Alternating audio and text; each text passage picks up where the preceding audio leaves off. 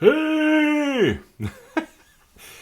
I hope all of y'all are doing well. Welcome to U.S. History on this Tuesday. It's not the corona.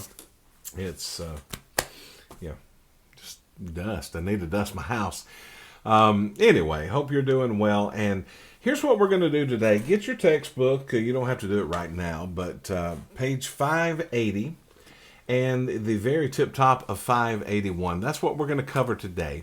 And then we're going to have a writing assignment. Let me go ahead and tell you the writing assignment because once we get into this, I may forget and don't want to do that. So this is how you will get your points today.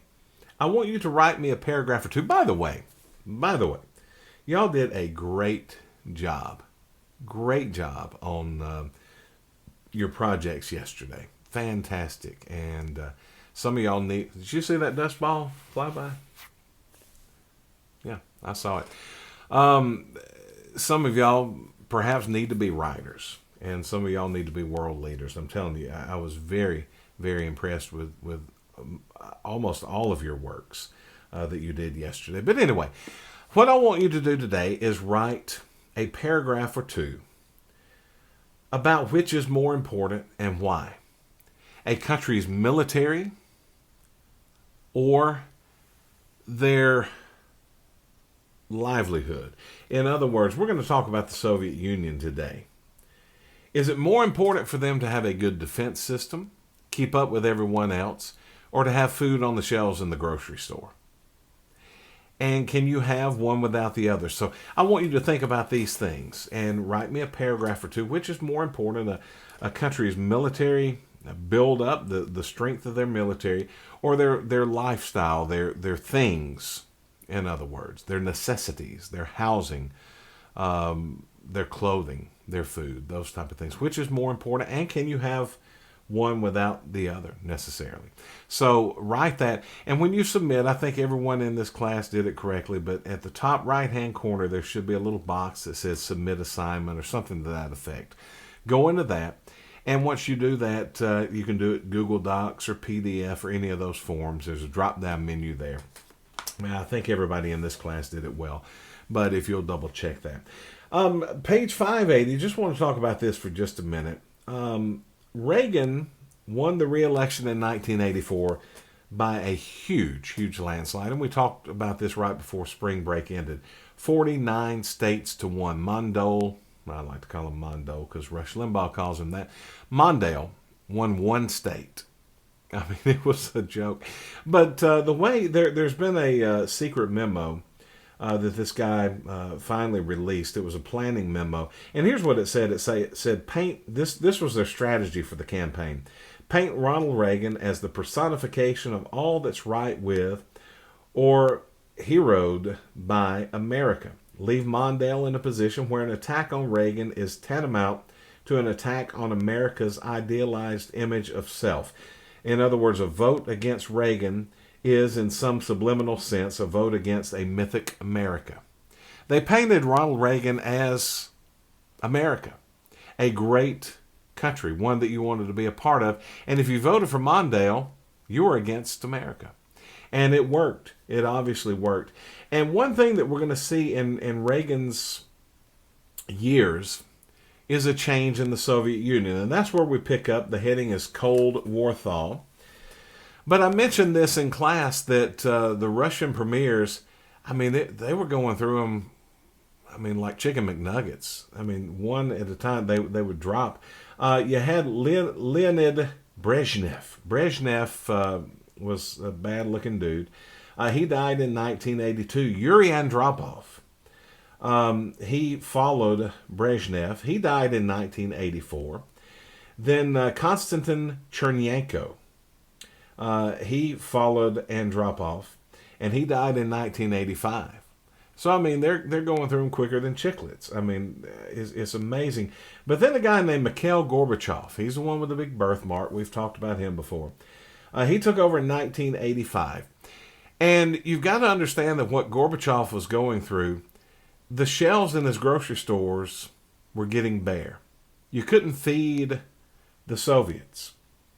And they were struggling economically. It was kind of like when you go to the grocery store this past week and you're looking for toilet paper. In Russia, what is toilet paper? They just didn't have it. And the economy was terrible. So he calls for a couple of things. He called for perestroika, which means restructuring. He wanted more free market policies. And I'm telling you, and we've talked about this before, and you've heard it till you're blue in the face, communism does not work. Pure, stark communism doesn't stand a chance economically. It just does not work. And Gorbachev, he's a little younger. He's the new guard. You had all this old guard, these people that have been around for years and been tied to the foundings of the Soviet Union. Gorbachev has some new ideas, and he said, hey, guys, if we're going to make it, and it's a wonder they didn't kill him. I mean, straight up serious, that they didn't get rid of Gorbachev. But he said, guys, if we're going to make it economically, we're going to have some free market ideas. The other thing was Glasnost. And Glasnost basically was an opening of Glasnost. Of Soviet society. In other words, we're going to open it up some to the West. And what happened was amazing in Russia. First of all, they have a little bit of economic success, but it didn't work that well. It worked a little bit, but not that well. But Glasnost took effect, and it was literally amazing. Because if you live in a country that has no Western ways, they have no freedom at all, and all of a sudden you're exposed to freedom, you quench, you crave, or not quench, you crave, you desire, you long for that type of freedom. It's inevitable. If you take someone that's been locked in a cage their whole life and all of a sudden you let them outside to walk around the neighborhood once, they want to do that every day. And that's what happened with Russia. They started to see some of the freedoms that we had. Now, one of the problems in your book mentions this. People started protesting for freedom. And guess what? Bullets rained down on them. Tear gas rained down on them. The Russians did not like the protests, but that's what happened.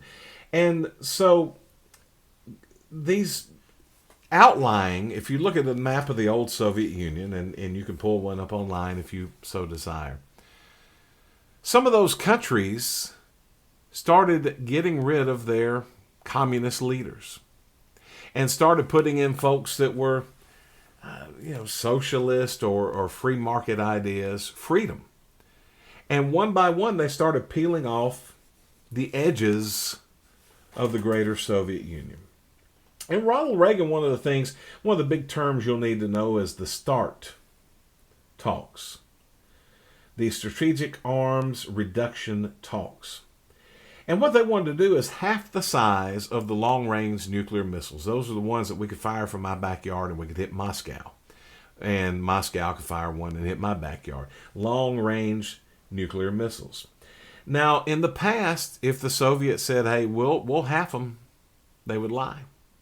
That was their way. But Reagan, for some reason, who was a good judge of character for the most part, looked at Gorbachev and said, hey, maybe we can believe this guy a little bit. And so he started working on that treaty. And then at Washington Summit in 1987, they had the INF Treaty, the Intermediate Nuclear Forces. It eliminated most medium-range missiles from Europe. So the nuclear weapons that we had in Europe that would fire medium range, we got rid of. And the thing about Reagan is he had a couple of sayings, and we've talked about them before. Peace through strength. And also, trust but verify. Those were two things that Reagan believed in. And so while Reagan is talking with Gorbachev about let's get rid of some of these nuclear weapons and Russia's getting a taste of freedom, two things are happening behind the scenes. Reagan, first of all, is supplying weapons to anti-communist governments. Those are taking place in Asia. Those are taking place in Africa. It's behind the scenes.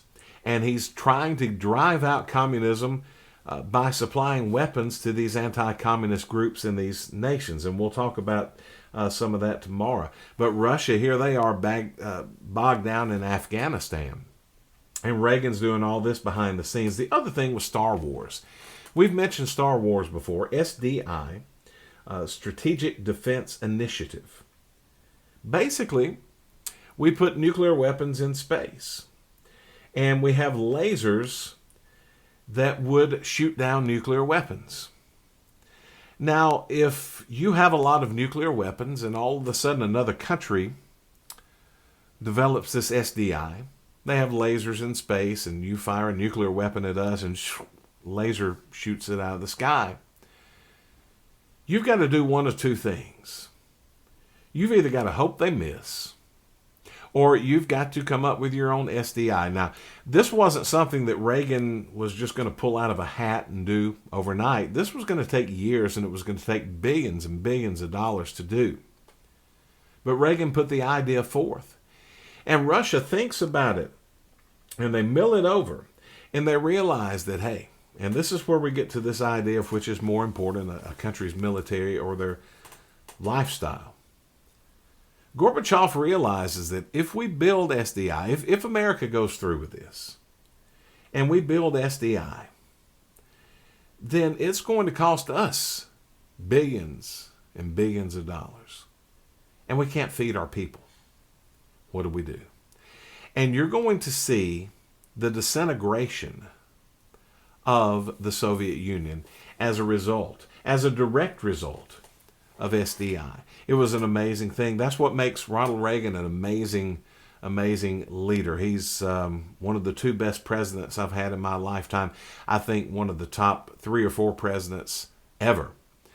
Because when you look at all that he accomplished, the economy, strongest peacetime economy in our nation's history. He got rid of the Great Recession or the Second Depression after Jimmy Carter. And because of his work and his initiatives, he helped dismantle the Soviet Union. Amazing stuff. So I want you to read through your chapter or through those 2 pages. And then if you'll write the assignment and post it, I hope you're all doing well. Hey, this will be over soon. This too will pass. And listen, our God's bigger than this. So hang in there. Never fear. We'll be back in the classroom before long. Until then, we're going to make do with this. Love each and every one of you. Miss you. Hope you're doing well. And we'll talk to you tomorrow.